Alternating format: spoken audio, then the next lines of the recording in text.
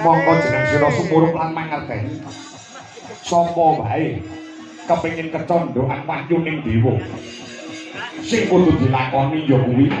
gelem teteki yoga brata sesirih mapan ana nggon sing sepi lir semasamun direwangi cegah dahar kelawan guling menika kangge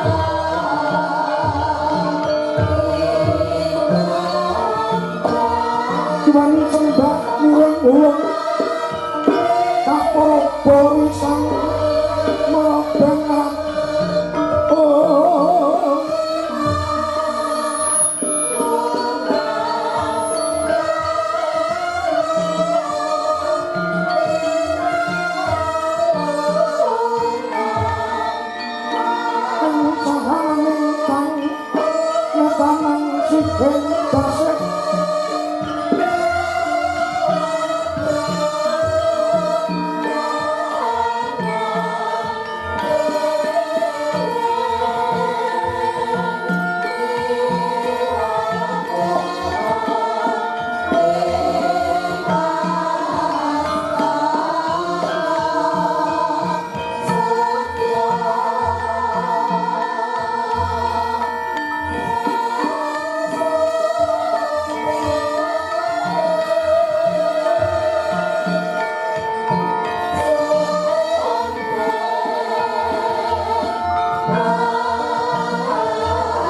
Boko sawenku macet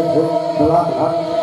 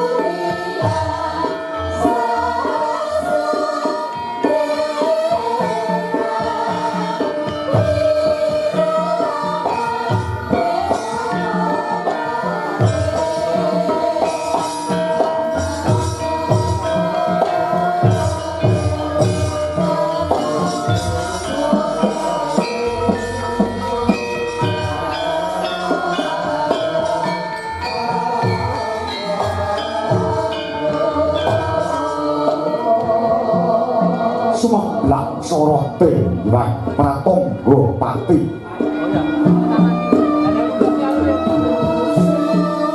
Sunaring ginapit gunung temah pengamu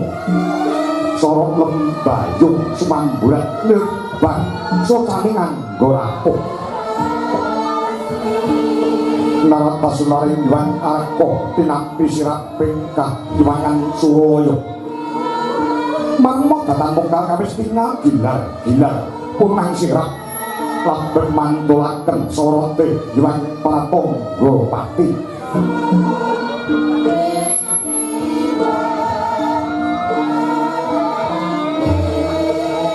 kangge nyebut asmaning Gusti ing Maha Welas kang sarta Maha Asih Kamur marinara buka kondo haringgih ingkang ginelar ing mangke jagating para Jawata katingal aramyang jagat wetan moyo-moyo jagat kulon yekti duntu soroting Surya Candra Daru Hyang Kartika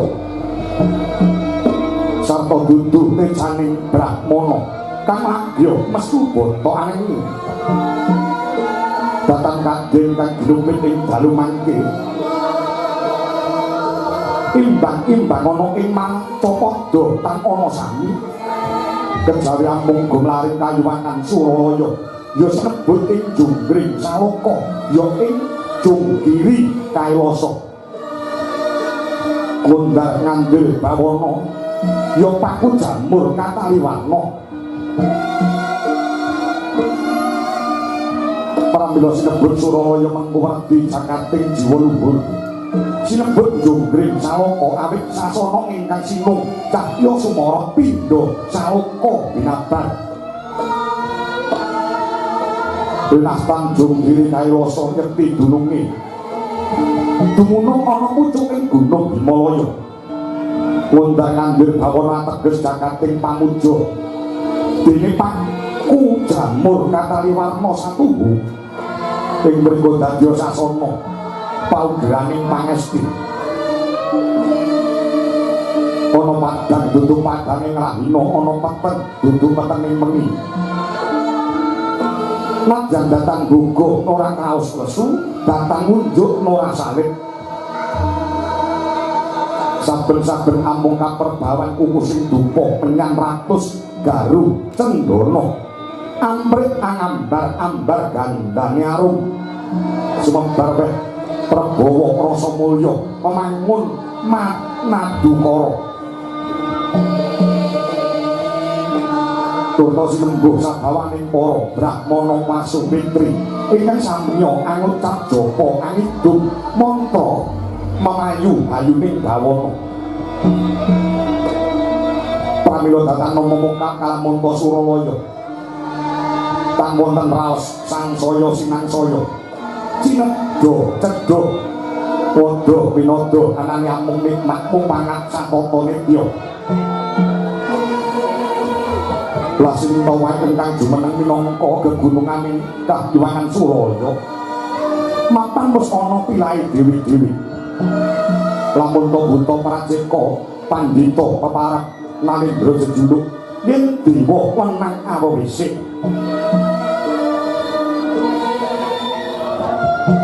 Winocak dosa namanira dosa 10 nama mastani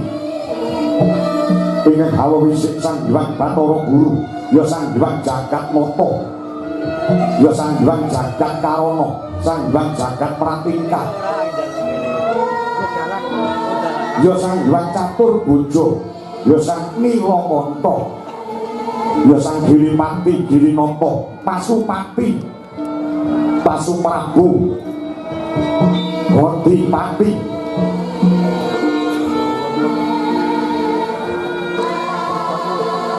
Purwacarita Purwamanda ya Sang Hyang Manikmaya Mamo wisik Sang Hyang Guru ingkang mengwerdi dados panutaning titah manembah para Jawata Hyang Jagat Nata Jagat Karana Jagat Pratingkah labet Sang Hyang Guru ngasta wenang miwiti gumlaring pranatan ing jagat raya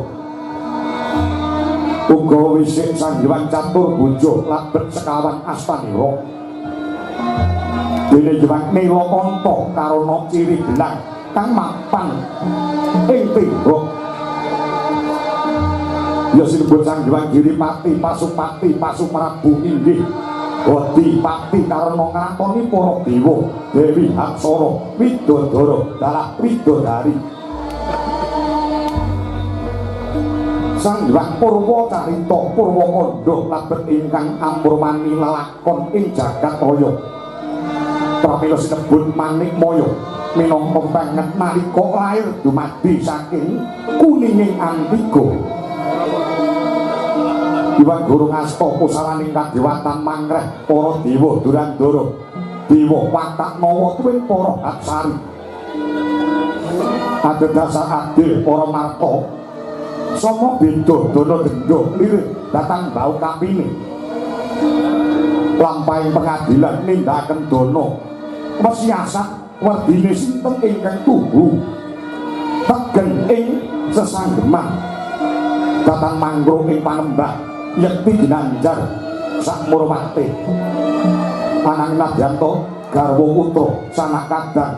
mongko weya ing dharma dasar lundut ing reh kapitayan pangesti sigra pinatrapan pidana datang migih aringa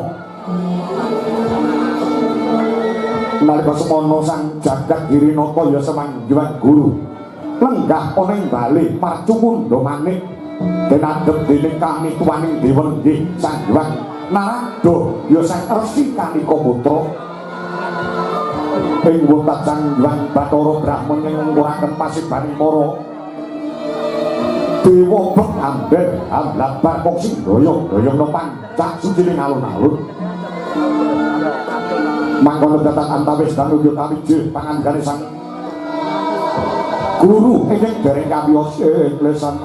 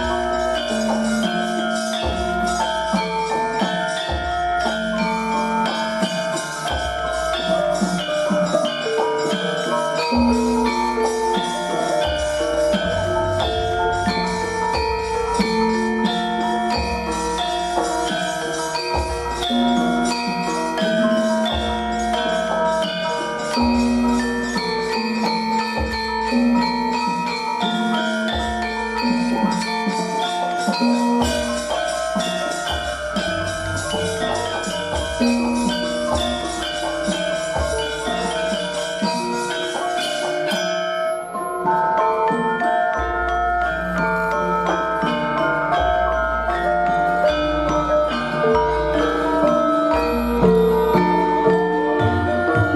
darat jating praja kawoyan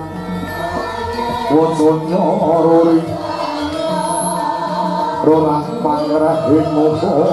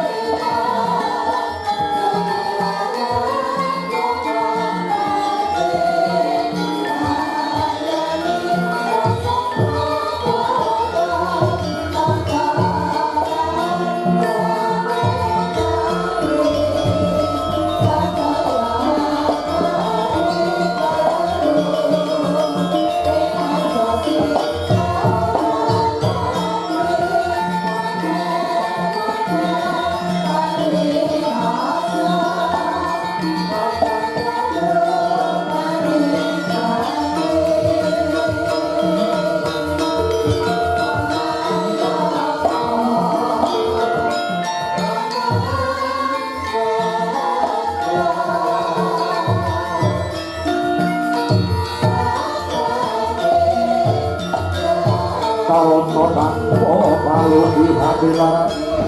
jelas tuti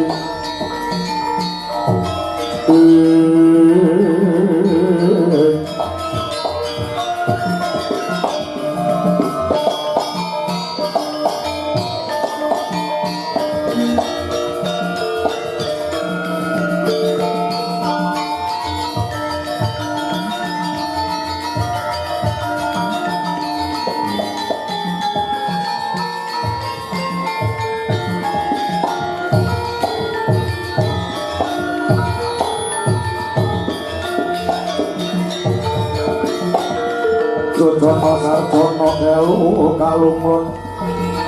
kala tindha tindhem tandhaning dumati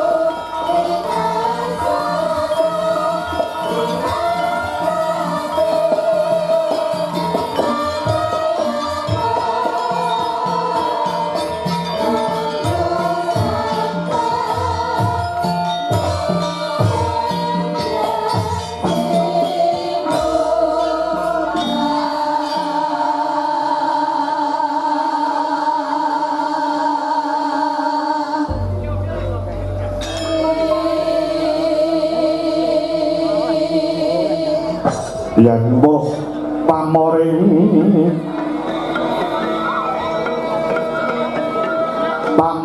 kawula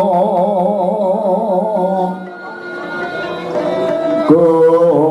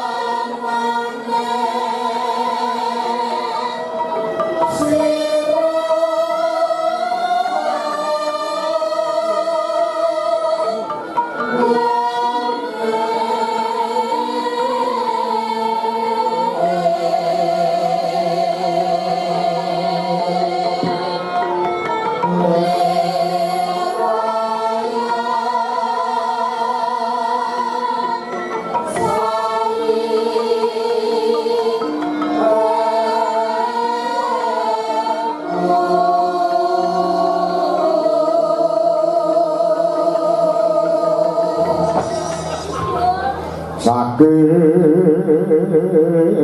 dalan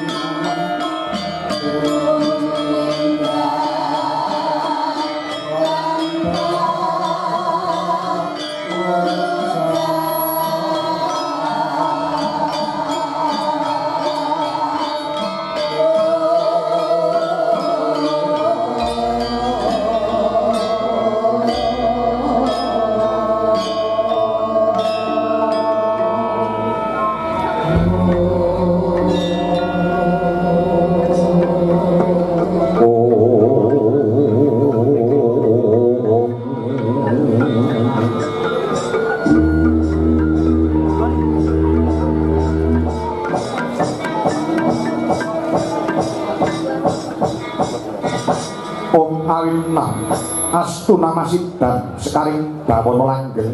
mugi rahayu sagung dumadi Kakang Guna Resi Narada pregenjang bu bolong kali conte sapa sing gawe alana lur wonten menapa ngadhawuh Adi Guru miji dumateng ingkang ora kaiwangan sithik pangudal-udal sami wilujeng rawuhipun paduka Kakang Narada wonten ing bali marcu kundha manik inggih Guru neskala pratanipun ingkang ora kain sithik pangudal-udal ingkang minangka dados kami tuwane para jawata ing kayuwangan neskala boten wonten anak sunggal menapa kepareng kula ngaturaken pambagya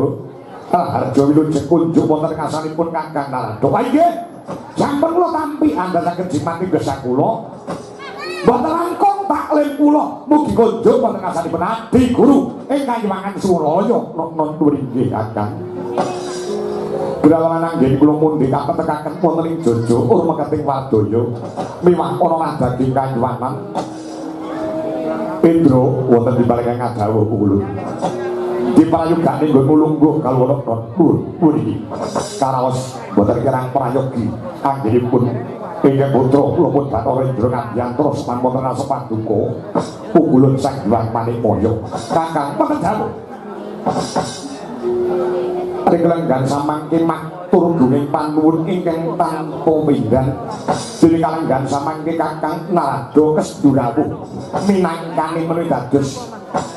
aturipun ingkang rayi ing Kayuwangan Suraya. Adi Guru wonten dawuh.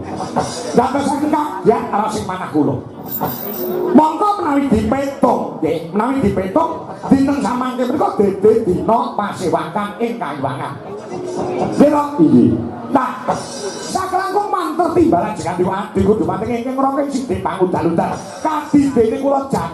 jangkau sepisan dumugi ing pamrih saged nggapi nangyo wonten ngasanipun Adi Guru. Moga yen mboten wonten bab ingkang wigati saklangkung manter timbalan Paduka Adi Guru. Mila saking menika Guru. Menawi kenik miledharing kathah ingkang rongkong sithik pangudal-udal supaya ngangrungaken jangga nilangaken kalna nyadong rumeneng sabda sabdanipun Adi Guru kalenggan samangke surasane ing donya pun.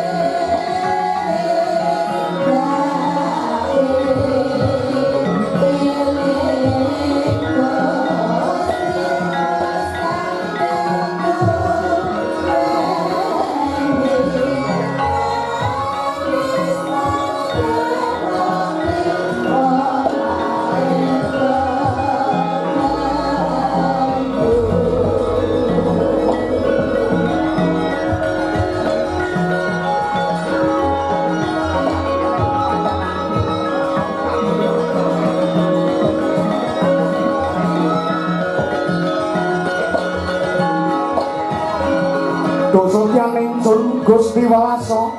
kaseta asmose margi ukara asmara.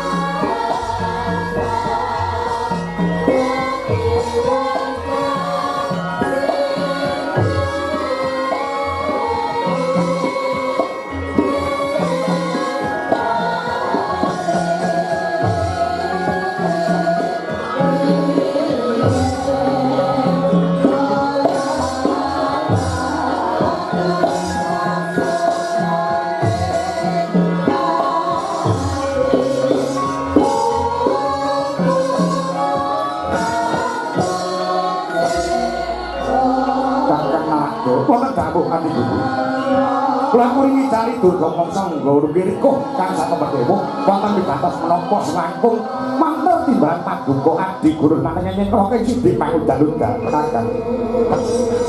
Wonten ing Kayuwangan Suraya mboten wonten ingkang ulun kanthi sarasehan kang sampun ngrembug kahanan wonten ing Kayuwangan Suraya kejawi namung Kakang Guna Resi Narada nyatanipun Paduka minangka dados kamituwaning para dewa tetuangganing para dewa dewi Sora miwah Hapsari. Laras lasih kasanipun Adi Guru kados pundi? Lugunipun menawi boten matur wonten ngasanipun Kakang Narada. Kakang Narada nderek angraosaken bilih kalenggan samangke kawontenan ing Kayuwangan Suraya ingkang beneh kelawan padatan kasempya ingkang goro-goro kagiri-giri mubal endute siblek kedobo. Mboten namung menika luber kawah candha di muka ngakak tutuke kumitir petitisan Hyang Nagaraja akarya bingung bilung-bilungan sagunging para dewa dewi hak Sora miwah Hapsari. Kakang miturut panawasipun Kakang Narada goro-goro ingkang nimbrung wonten ing Kayuwangan Suralaya menika kasebabaken saking menapa kepareng kula nyuwun dawuh. Adi Guru dewa tuwek kaya dene Narada menika nganggo ngelmu titeh tegese niteni lelakon utawi lelampahan ingkang sampun kelakon. Kula menika namung nganggo ilmu niteni kedadian. Saben-saben Kayuwangan Suralaya menika taman goro-goro kagiri-giri. Menika awit wonten sipating umat utawi titah Ngarcapada ingkang gentur tapane manteng semedine. Manunggak rasane lawan Gusti ingkang akarya jagat, gedhe pangaribawane satemah Kayuwangan Suralaya kasor perbawa kasempyoke kanang goro-goro ngaten Kakang nggih. Dados goro-goro ingkang nyimbrut wonten ing Kayuwangan Suralaya menika awit wonten umating Gusti ingkang rikenggan samangke nedhen Tataki Yoga Brata Kakang Narpada dawuh miturut gagasanipun Kakang Narada panamasipun Kakang Kanika Putra sinten ingkang rikenggan samangke nedhen Tataki Yoga Brata ngasuraken perbalane Kayuwangan Suralaya Kakang. Dosa ingsun Gusti Welasa tasih kaswase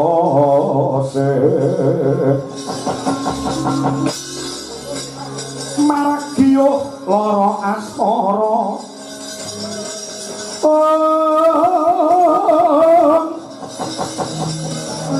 rangu gomangarang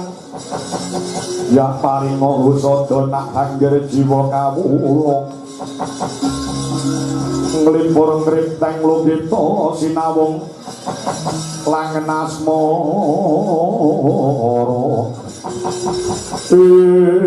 sareng kula teliti kanthi permati Guru sareng kula teliti kanthi permati Keblak-bakpan lima pancer ingkang wonten Madyapada ingkang sumunar mawa cahya ingkang blarengi mata tumraping para dewa ingkang mapan wonten ing Kayuwangan Suralaya menika timbul saking Gunung Tidar. Saking Gunung Tidar nggih. Wonten mriku wonten titah pepelingan jagat kenging sinebut lamanging jagat lancur ing Madyapada. Pun Arjuna nggih Janaka anak Pandhu Dewanata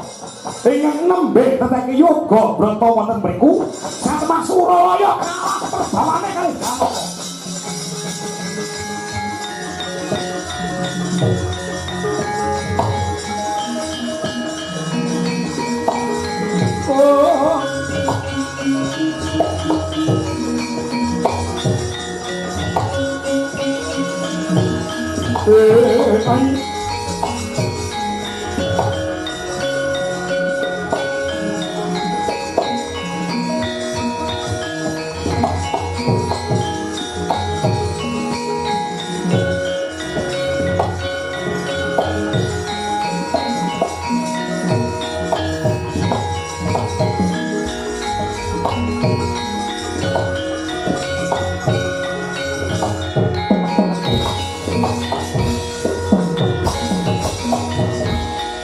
Kunjang Kanjeng Wangit kelap-kelap katon Lending sanging alis risang mawe gandrung sabarang katuru sabarang katuru mukir moyang mayik saking tias Baliworo lumare sang gandrung duh hari Sumitra tanaya parandra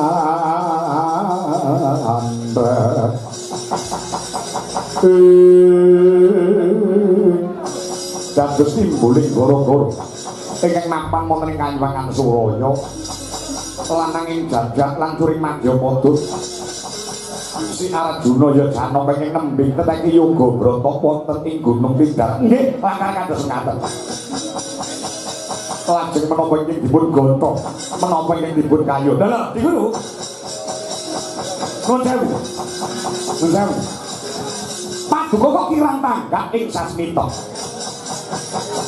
apa ta sing digayuh apa ta sing disedya dening pun Arjuna kudune kedahipun Paduka sampun tanggap bilih pun Arjuna ngganipun direwangi cegah dahar lawan guling mapan wonten ing papan ingkang sepi lir sepasamun menika gayuh kanugrahaning dewa ingkang sinebut Wahyu Jali Diguru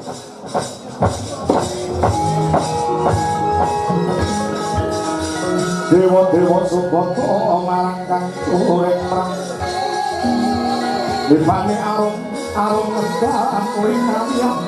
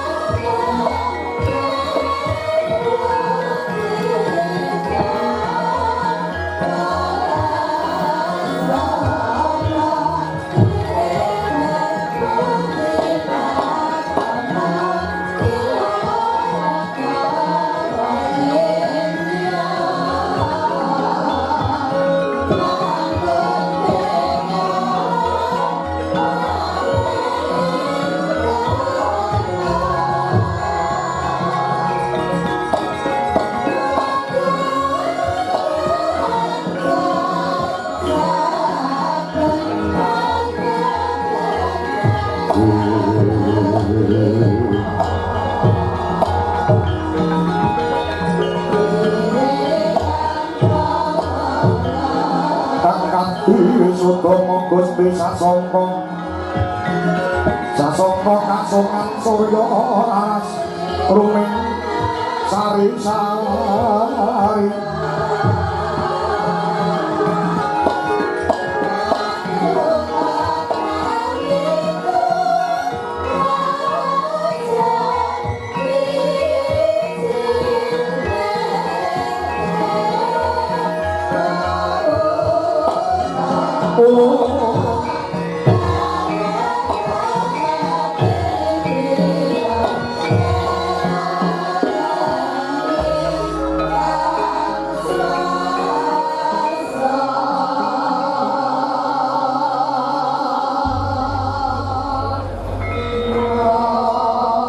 kasiring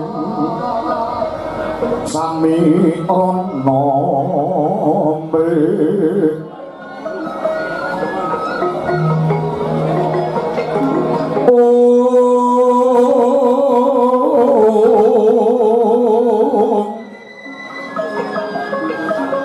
sekarang gadung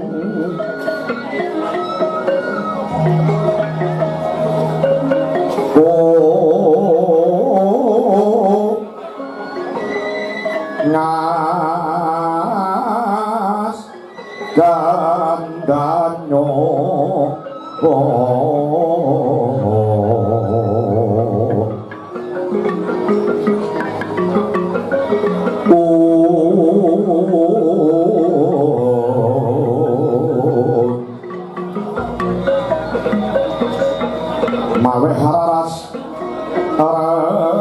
maning driya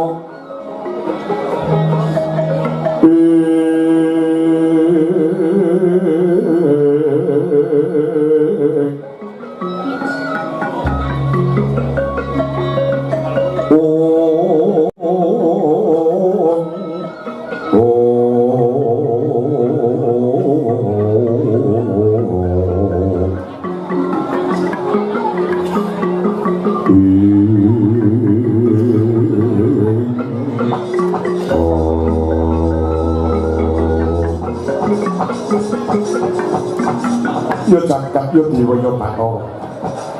ulun pas padhake ning prapta ngabyantara ana ngarsa ulun garwa ulun ingkang ulun tresnani lair kang sarta batin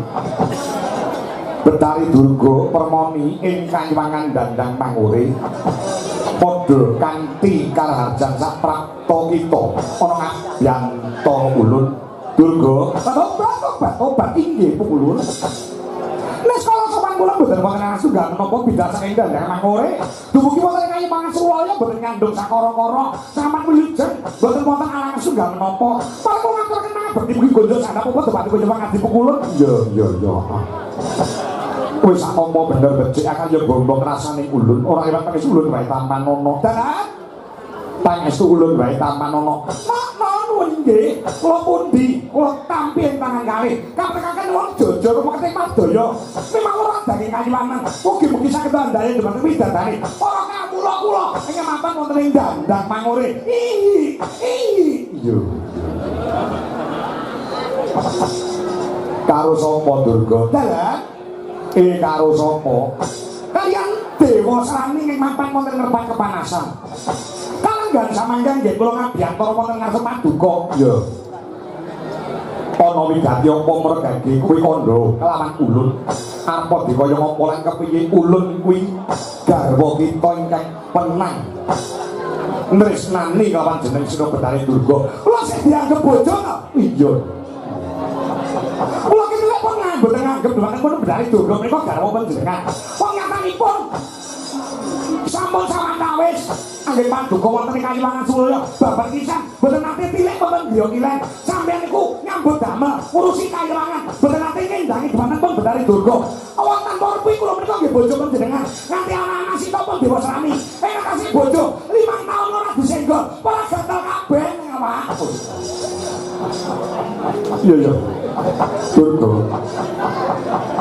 amit anggaing pakaryan kula ngertos paduka mriku piyai sibuk. Oke sing dipikir.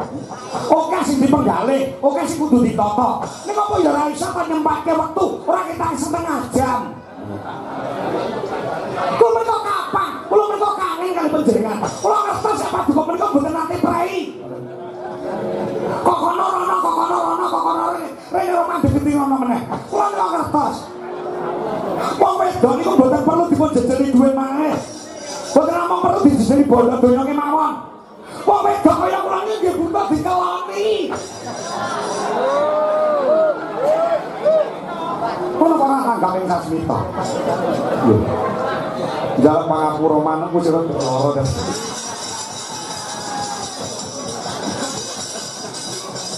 Durung ana wektu kang mirunggan, mengko yen to wis ana wigati apa mergati. Kakang kula tak nyuwun katerangan dhumateng paduka. Wonten Maribasan, anak pola bapa kepraja. Anak pola bapa kepraja menika liripun kados pundi? Tegese menika kados pundi? Anak pola bapa kepraja kuwi mawa makna mawa teges. Yen to putra ndarbeni kersa, tegese yen to anak duweni kekarepan, duweni kreket kang sarta duweni krentek. Sak bisa-bisa wong tuwa kudu bisa nyembadani mereka sembadani sedya kang jinangka dening putra. Dewa Srani menak majanipun sinten? Dewa Srani kuwi anakku. Kowe cilik sing gedhekne kula. Kowe cilik sing kula mentah kula ngantos dadi ratu wonten ing Tunggul Malaya. Nika mboten nate ngrepoti dhumateng panjenengan. Kang gak samangke putra apa Dewa Srani monah dhumateng pun Betari Durga. Ingin saged minangkani nggih namung paduka pukulun Bathara Guru. Oh sih. Dewa Srani duweni sedya apa? kepengin salawase gesang anggenipun dadi anake Bathara Guru. Monggo Bathara Guru menika pimpinane Kayewangan Suraya. Kulino ngedung kanugrahan, kulino ngedung lawan mahyuning dewa ing tumurun wonten ing Madyapada dhumateng para titah Madyapada. Ning babat pisan ngantos ning Klenggan Samangke pun Dewa Serani menika dereng nate kecondhoan wahyuning dewa. Klenggan Samangke pun Dewa Serani ndarbani pamutah paduka ingkang kedasaken minangkani inggih menika pun Dewa Serani kepengin kecondhoan wahyuning dewa ingkang sinebut Mahyuta Jalin. Kagyat trisan kampirangu ari mangko dinempet-kempet gosang retnaning bawana gosang retnaning bawana oh ya si tukang malang ati ya si tukang nesing jas ya si tukang bodoh karing sampai ke sampun ngentosi wonten alun-alun Kayewangan wonten tempat kepanasan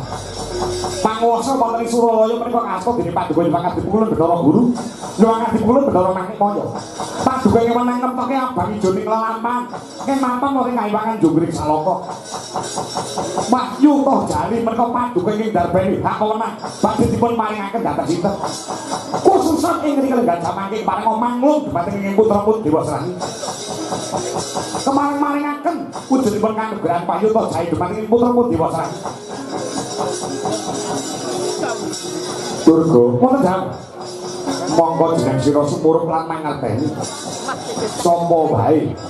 kepengin kecondhoan wahyuning dewa sing kudu dilakoni ya kuwi gelem teteki yoga brata secirih mapan ana nggon sing sepilir sepasamut direwangi cegah dahar lawan guling menika kangge titah sanesipun Dewa Serani menika putra panjenengan anake Bathara Guru angele sepira kali Dewa Serani menyo kowe tak wenehi Mahyuta Jalin angele sepira kali gelem apa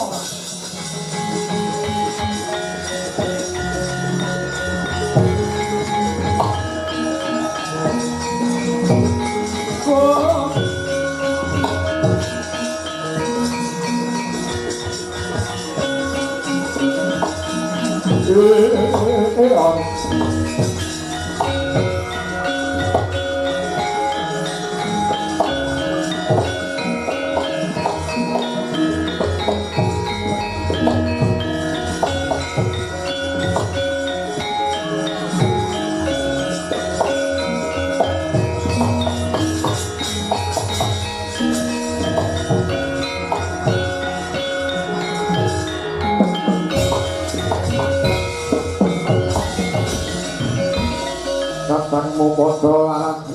denak becik besok haman demo baris kang prayitno ayo saron omong Darawati yo jagat Yudiwa yo Bathara ewuh ana ing pambudi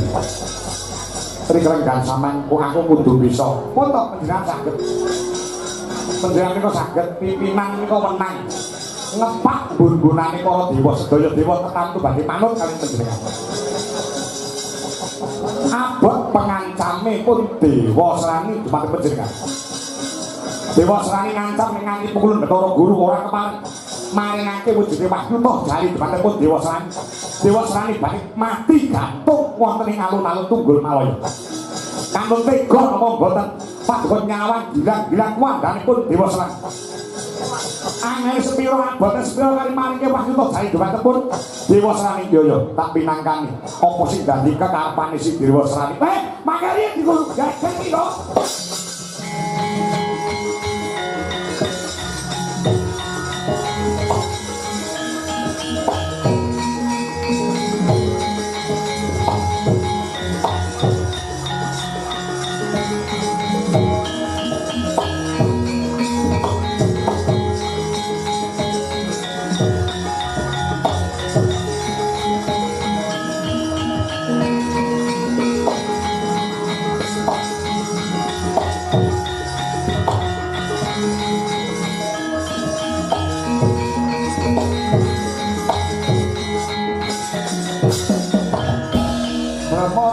pangusung yung ambrengang kadhe karunaning kaposihaning marga memalakum risang konto mas pramojo ngelak lalu mangulati Surya mangrangsang wayang Surya mangrangsang wayang Gumya samara wayambo niki mengkene panjenengan nuruti karepe Durga nuruti karepe Dewa Srani wonten manibasan kriwingan dadi grojokan gonjekan dadi tangisan bebayani tumrap kawibawan Paduka Guru wit rumiyin ngantos saya menyah menten menika kedah cetha Paduka menika sampun pirsa lan mangerteni yen sapa wae gelem kecondhoan kanugrahaning Dewa niku ya kudu direwangi tapa brata mati raga gentur tapane manteng semedine direwangi cegah lawan guling dadi ora menang Paduka menika nuruti kekarepane si Dewa Srani ing babar pisan kon rekoso bae moh kon poso jare sambate nyawa nggo dolanan kon ibadah wae ora gelem kon sujud malah ngucut kon ngaji malah ceki kaya ngono kok dikai wahyu niku badhe rusak tatananipun kayuwangan pangapunten kula wonten mriki minangka dados kami tuwaning dewa tuwek dhewe sing menang asung pitutur dumateng Paduka Guru menawi wonten klentu anggenipun jumangkah kumrembah Kang Asta nuruti kekarepane bojo niku kenging mawon nuruti kekarepe anak menika kenging mawon wong tuwa niku tanggal jawabne ditonton sik didelok sik anak iki karepe kuwi bener apa luput nerjang mawaler napa boten ku tak dipun teliti kanthi permati dipun entung kanthi jangkep nah ini mengke sampean mung nuruti hartane kamsa mergo gedene rasa tresna lan ingin garwa pun dari Durga kalampun Dewa Srani bang iki pengen rusak tatanan kayuwangan lha saking menawa dipun penggalih langkung rumit Kakang Narada wonten jam kula tak nyuwun pirsa takon apa pimpinane kayangan menika sapa Paduka Guru panguwasa wonten ing kayuwangan Junggring Salaka menika sinten Paduka Adi Guru ingkang menang nemtok ing abang ijone lalampan wonten kayangan sinten Paduka yen aku kondo abang dewa liyane ya abang yen aku kondo ijo dewa liyane ya melu ijo tegese dewa ora kena ndadak marang dawuh Bathara Guru amargi Paduka yen dados pimpinane kayangan Suraya yen mengkaten panjenengan cekap kendel kemawon kula ing darbene tumindak yen wonten menapa menapanipun mengke kula sing tanggung jawab anggenipun badhe maringaken kanugrahan toh jali dumateng Dewa Srani Pak menika kula mboten badhe manut kali jenengan mergo sampeyan salah wong salah kok dinut niku pripun kejabi kejaba lagi kejabi utawi kejaba nek panjenengan iku leres tumindakipun kula tut puri handayani ning sampeyan iku kleru kakang Paduka cekap kendel kemawon boten saged yen Paduka boten purun kendel nyentolani mendados pengendikaning Sang Hyang Manimaya yen Paduka boten manut kalian Bathara Guru napa kelampan Paduka kula lereni anggenipun dados dewa lho ngancam sampeyan golek gawean anyel kaya ngono jerarep mecapi rombongan iki amargi Paduka boten gunggu dumateng kula manut napa boten boten menawi boten monggo nek Paduka badhe ndadak dawuh saka panguwasa kayuwangan Suraya kula boten duwe kami tuwa panjenengan kula nggih boten badhe kawratan iklenggan samangke Paduka minta lunga saking kayuwangan Suraya pinarak monggo mundur dherekaken sugeng tindak oh usir iki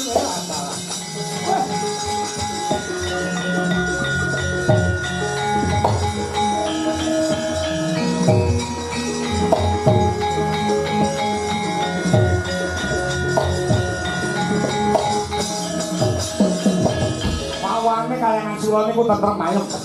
ning bareng ketekan Betari Durga wis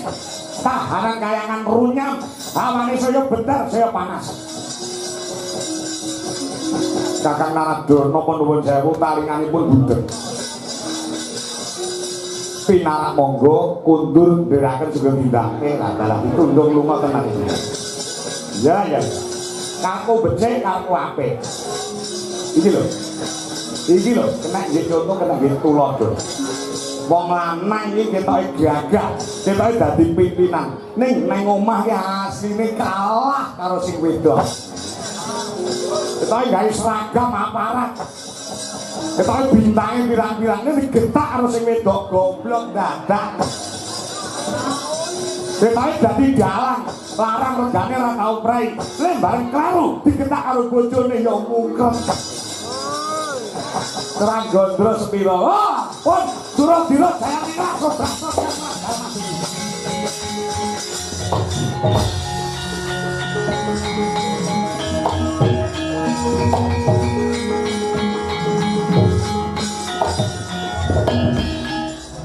bersatipun gagas bersatipun menggali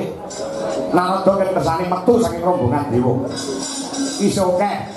dewa-dewa nom sing magang kepingin dadi kami tuane dewa pancen Bathara Narada niku riyen muni mboten cocok kali panjenengan ora setuju kali panjenengan mila nggih nolak mekasanipun mboten nate kok jenenge nebu sauyun kali panjenengan pun kersane Betari Durga ing badhe nanggel perkawis menika bakunipun paduka saking netepi kewajibanipun wong tuwa marang Kemang yuta jare diwakil dewa sami perkara lungane Bathara Narada men lunga rasa balik kayangan swara ora butuh kami tuane dewa Bathara Narada sing bakatine kaya ngono piye cangkemmu piye rumasane kuwi sadok aku wis tekan ngabisanan pun oh nah Suralaya iki jane ayam tentrem angger ketekan karo wong wedok sitok iki geger kae bola bali lek widok darine para begenggak iki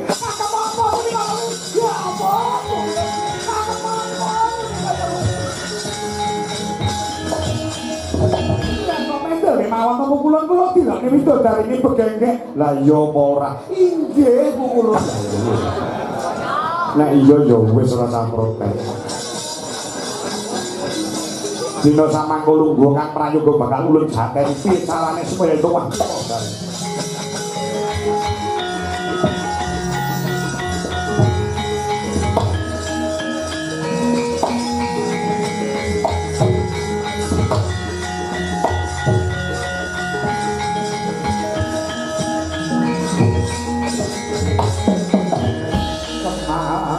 Pak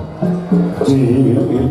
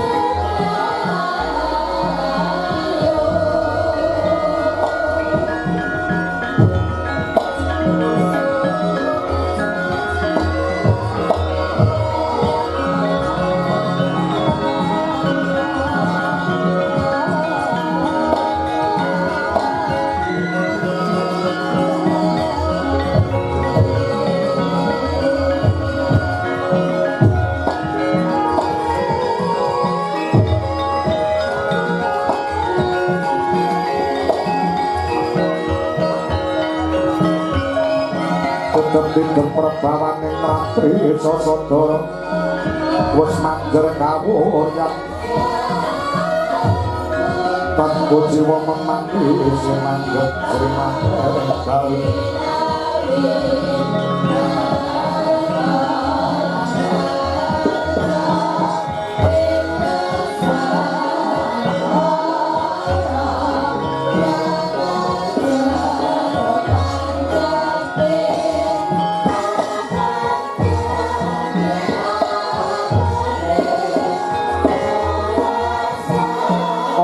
Basan berpasuki pawa biyo nglakoni panjang pakudu pawa pangurbanan permohonan